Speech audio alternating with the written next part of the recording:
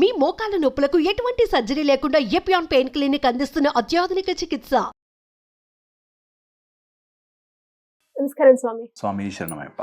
చాలా మంది స్కూల్స్ లో టీచర్స్ స్టూడెంట్ ఇలా ఉండాలి, ఇలా బిహేవ్ చేయాలి అంటే వాళ్ళ ఫ్రెండ్స్ తో కావచ్చు, ఒక టీచర్ తో కావచ్చు, ఒక ప్రిన్సిపల్ తో, వాళ్ళ పేరెంట్స్ తో ఇవన్నీ నేర్పించేటప్పటికీ కూడా ఇంకా పిల్లలు దాన్ని యాక్సెప్ట్ చేయడానికి లేదంటే దాన్ని పాటించడానికి ఎక్కడో అక్కడ డ్రాబ్యాక్ అయితే ఉంది అని చెప్పొచ్చు. యాక్చువల్గా ఒక స్టూడెంట్ క్లాస్ రూమ్ లో ఎలా బిహేవ్ చేయాలి సార్? ఎవ్రీ స్టూడెంట్ ఇది తెలుసుకుని వెళ్ళాలి స్కూల్కి.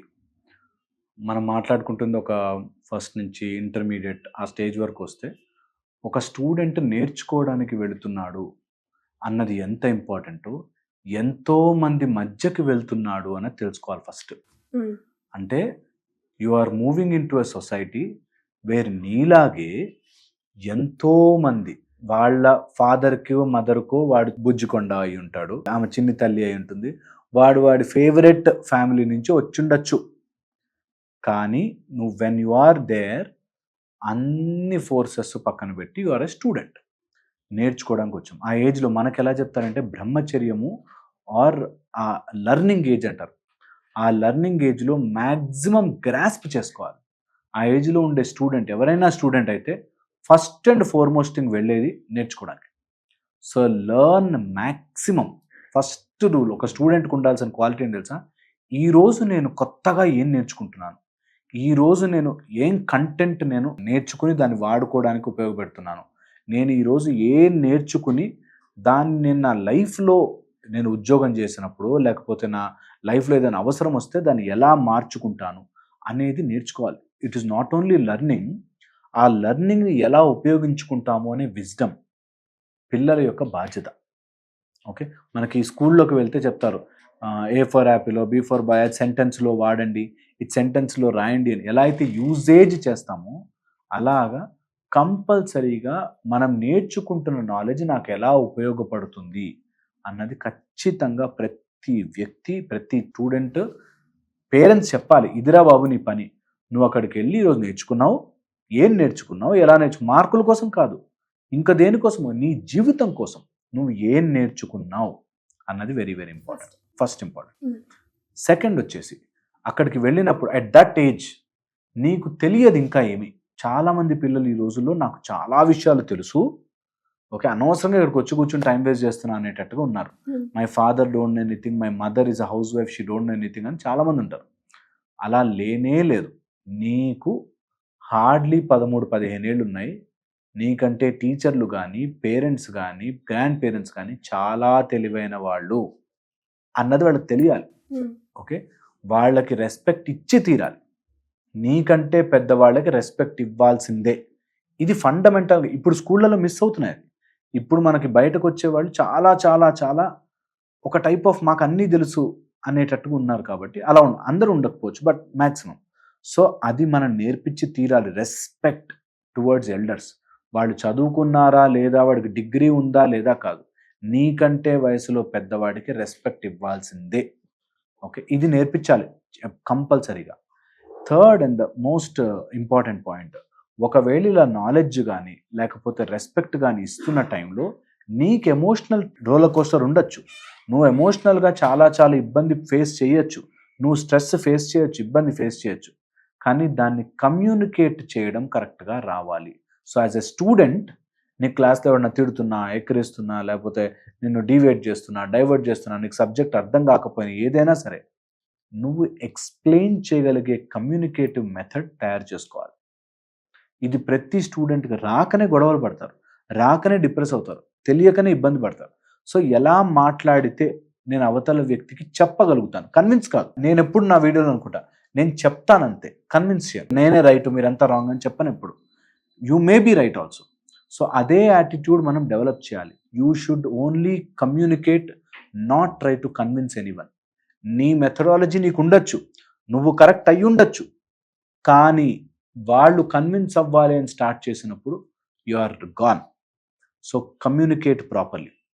ఫోర్త్, ఇదే ఏజ్లో వ్యసనాలు కానీ, రాంగ్ అలవాట్లు కానీ, రాంగ్ హ్యాబిట్స్ కానీ తొందరగా అంటుకుంటాయి.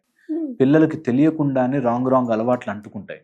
సో ఖచ్చితంగా ఒక స్టూడెంట్ షుడ్ బి విజిలెంట్. ఈ హ్యాబిట్ మా అమ్మ నాన్న అప్రూవ్ చేస్తారా, వాళ్ళ ముందు నేను చేయగలుగుతానా, చీకట్లో చేసే ఏ పని, దాచిపెట్టి చేసే ఏ పనైనా చెడ్డదే అని ప్రతి స్టూడెంట్ తెలుసుకోవాలి. నేను ధైర్యంగా నా అమ్మ ముందు నాన్న ముందో లేకపోతే నేను ఇలా బిహేవ్ చేయకపోతే అది తప్పు అన్నది తెలియాలి. అది తెలియాలి. నేను సిగరెట్ కానీ మందు కానీ లేకపోతే ఇట్లాంటి ఎడిక్షన్స్ కానీ నేను అబ్యూజులు కానీ నేను నా తల్లిదండ్రుల ముందు చెయ్యను కదా, వాళ్ళ ముందు నేను చెయ్యని పని నేను దొంగతనంగా స్కూళ్ళలో చెయ్యకూడదు కదా అనేది రావాలి కంపల్సరీగా. అండ్ ఇవి తొందరగా అంటుకుంటాయి పిల్లలకి, ఈజీగా ఉంటుంది. కాబట్టి 5th, ఎవ్రీ స్టూడెంట్ ఇది తెలుసుకోవాలి, ఈజీగా వచ్చేవి డేంజరస్, ఈజీ ప్లెజర్, ఈజీ డబ్బు, ఈజీ మార్కులు, ఈజీగా వచ్చేది ఏదైనా సరే నిన్ను కిందకే తోస్తుంది తప్పితే పైకి తీసుకెళ్ళదు. ఇది ఎప్పుడు గుర్తుపెట్టి, ఈజీ కాదు, there is lot of work behind everything. ఈజీగా వస్తుంది అంటే అది నిన్ను కింద పడేస్తుంది మిత్రమా. Don't make it easy. నీ నాలెడ్జ్ అంతా వాడి దాన్ని ఈజీ చేయడం వేరే. ఈజీగా ఎవడైనా నీకు డబ్బులు ఇస్తున్నాడు, ఈజీగా ఎవడైనా ఏదైనా తెచ్చిస్తున్నాడు, ఈజీగా నీకు కూల్ డ్రింకులు అవన్నీ తాగి నీకు ఈజీగా ఎనర్జీ వస్తుంది అంటే no, that is wrong process. ఏది ఈజీగా ఫ్రీగా రాదు, నిన్ను వాడుకుంటారు. గుర్తుపెట్టుకో. ఎంతోమంది పిల్లలకి ఇప్పుడు ఫస్ట్ ఫ్రీగా డ్రగ్స్ ఇచ్చి ఫ్రీగానే తీసుకో మామ ఏం కాదు, ఈ లైఫ్లో ఎంజాయ్ చేయకపోతే ఎప్పుడు అని ఇంటర్మీడియట్ పిల్లలకి నాకు తెలిసి చాలామంది పేరెంట్స్ నా దగ్గరకు వచ్చి ఏడ్చుకుంటారు. ఫ్రీగా ఇచ్చి ఫస్ట్, తర్వాత నీకు అది వాడు అడిక్ట్ అయిపోయాక ఇంకా వాడిని తీసుకురా, డబ్బులు తీసుకురా, ఈ కాస్ట్లీ అయిపోయింది చాలా, తీసుకురా తీసుకురా తీసుకురా అని వాడి నరాలు విరిగిపోయేటట్టుగా ఉన్నా కూడా వీళ్ళు 50,000 60,000 ఇంట్లో దొంగతనం చేసి తీసుకొస్తారు. సో ఈజీగా రాదు మిత్రమా. ఎవరున్నారో ఫ్రెండ్స్ అందరూ కూడా, పిల్లలందరూ కూడా ఆలోచించుకోవాలి. ఈజీ రాంగ్ చెడు తొందరగా ఎక్కేస్తుంది. Don't do it. 6th, always do what is right, not is that what you want. నీకు కావాల్సింది చేయడం కాదు, ఏది కరెక్టో అది చేయడం రావాలి. ప్రతి స్టూడెంట్ ఇది ఆలోచించుకోవాలి. నాకు నచ్చింది చేయడం ఇస్ రాంగ్, నాకు నచ్చింది రైట్ అయితే ఓకే. నాకు నచ్చింది నిద్రపోవడం, రోజంతా నిద్రపోలేను. నాకు నచ్చింది ఐస్ క్రీమ్ తినడం, రోజంతా ఐస్ క్రీమ్ తినలేను. నచ్చింది చేయడం కాదు, what is right. Ice cream ఎప్పుడైనా తినచ్చు, ఓకే. ఐస్ క్రీమే తినడం రాంగ్. అలాగే నాకు నిద్రపోవచ్చు, what you like is okay, but నిద్ర ఈ టైంలో నిద్రపోవాలి.